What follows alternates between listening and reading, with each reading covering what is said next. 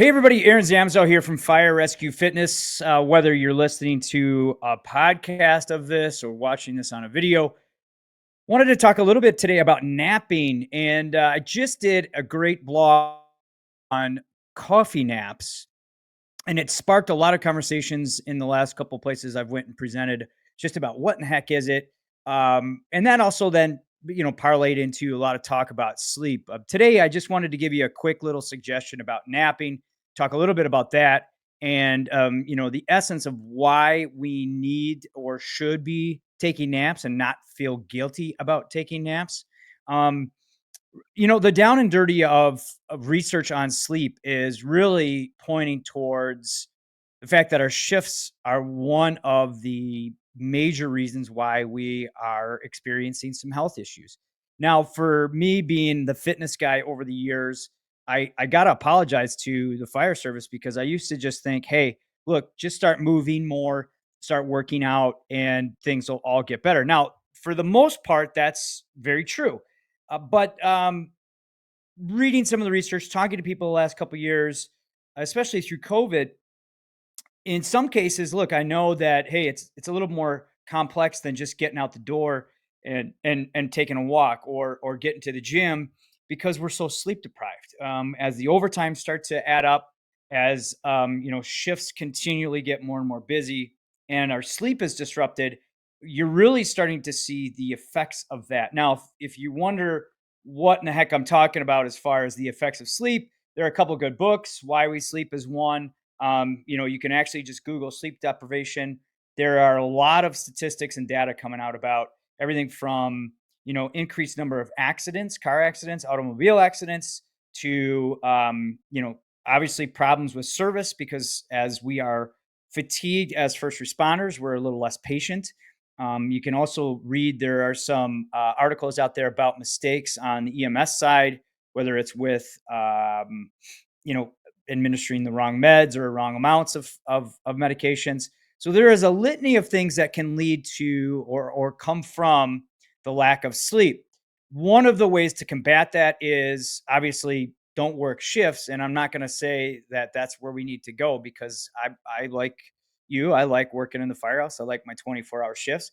I do believe there are some better shift options or shift kind of templates as far as 24, 48, 48, 96. Actually, I think the four shift is a way to really go, but that's going to be one for a topic for another video and podcast. I really want to talk about today is napping. So let's say we know that we're a little sleep deprived. What's the best way to take a nap, and why are we still feeling a little guilty about that maybe? In the firehouse on busy days or days that are expected to be busy, I like to tell my crew, hey, just take some downtime, go do some reading, take some personal time.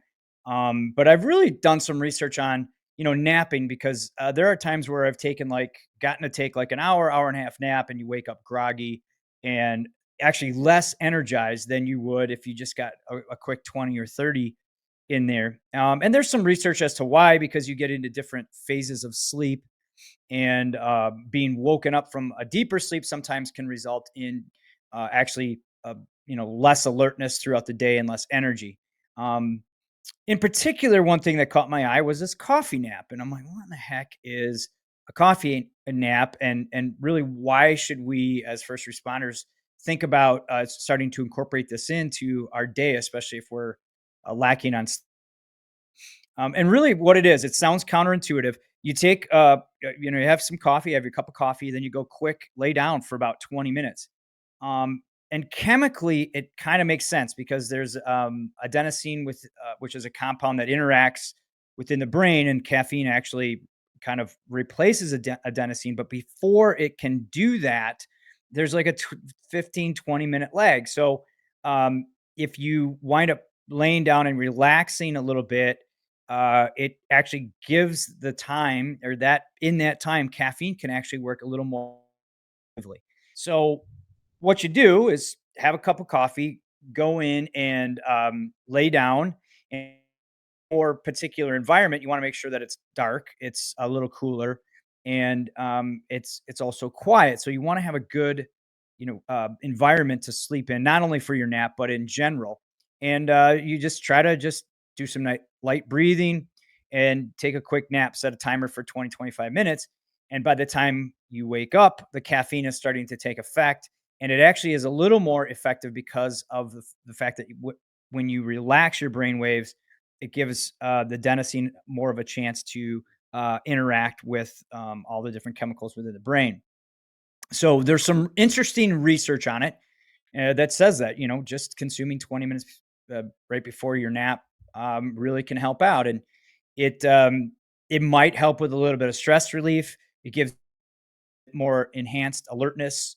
It can improve your cognitive function, and then that can lead to actually increased safety if you're, especially if you're driving and or making some pretty split, decisive safety decisions on the fire ground or within calls. Um, the other thing with this is you want to try to keep it at 20 minutes. Anything over that, again, you can start to feel groggy. And you want to make sure that you optimize your environment. Now, not only for this nap, but let's get into a little bit more about the sleep side of this. And with sleep, you also want to do the same thing. You want to make sure that you try to get an environment that is, they call it like your sleep dojo, where it's dark and the optimal, I believe the optimal temperature is about 67 to 69 degrees, which, a lot of us might feel like that is really cold. But the cooler, the better. The darker, the better. The quieter, the better when you are sleeping. So when you're doing this coffee nap, you also want to try to follow those same guidelines. Whether you have a little cubby or an area in the firehouse or in your own house, I actually have a little corner that I can get nice and dark and cool, and that seems to help me right over the noon hour or early afternoon. Now that's the other part of this. You want to try to do this, around 2 or 3 o'clock at the latest, because it can disrupt your actual nighttime sleep pattern if you do it too late in the day. With that too, caffeine has also been the research is proving that caffeine later on in the day can actually inhibit some of your sleep cycle.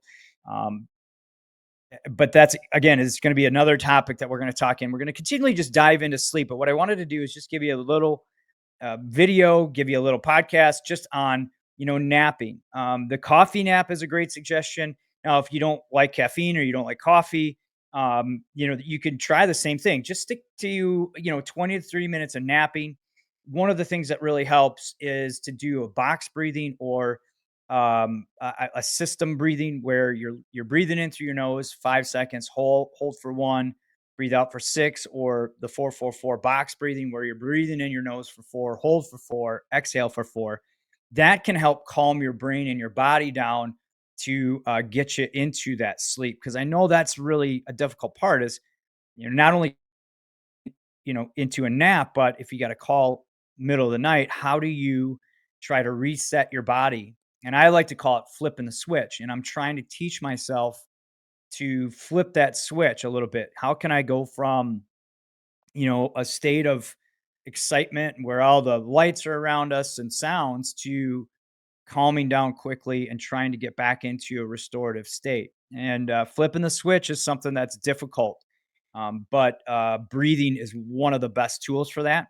And it all comes back to energy, right? So napping, these coffee naps are a great way to keep your energy levels up. Eating good foods and healthy foods, good quality foods is another way to keep your energy up. Hydration, and then exercise. Now you're thinking, well, that's counterintuitive, but all the research shows that bouts of exercise can lead to more energy throughout the day. Now, of course, unless you're doing 2 or 3 hour workouts, but typically a 30 to 45-minute workout, working on the right functional things can really help you with your energy throughout the day and the week. So really, the essence of napping is to provide you with energy throughout the day. Focus more on sleep. If you can't get that sleep because of the calls, try to incorporate in some ways to help keep your energy levels high throughout the day, which a coffee nap is one of them. I highly recommend avoiding some of these energy drinks, trying to find ways of like green teas and coffees because once you start that energy drink kind of cycle, one leads to two, leads to three. And and I'm speaking from experience because I've been down that road. And every once in a while, I still get on that road, but I try to, as I get back and just drink coffee and water and some teas, I feel much better. So, the essence of what why of posting this and of starting the podcast up again here especially is think about ways to incorporate napping in to keep your energy levels high. Think about sleep a little bit more. Are you actually sleeping well? Do you have issues sleeping? Think about tracking your sleep. And as we go through, and I'll continually start to do these now on these smaller, FRF podcasts to, really think about how you eat, how you move, how you sleep, because that is going to essentially lead to better performance, reduced injuries, and a prolonged career here in the fire service. So thanks for listening, everybody. I have been also doing another podcast called the Better Every Shift podcast. You can see that on Fire Rescue One. You can also just Google Better Every Shift and see that on YouTube. You can also watch this if you're listening to this on the FRF podcast. You can see this on YouTube as well. But please reach out with any questions you have. Again, my focus here on these 10 to 15-minute videos is just to start giving you usable, tangible things that are going to help you improve performance, reduce injuries, prolong your career as a firefighter, EMT, and medic. Thanks. Till next time.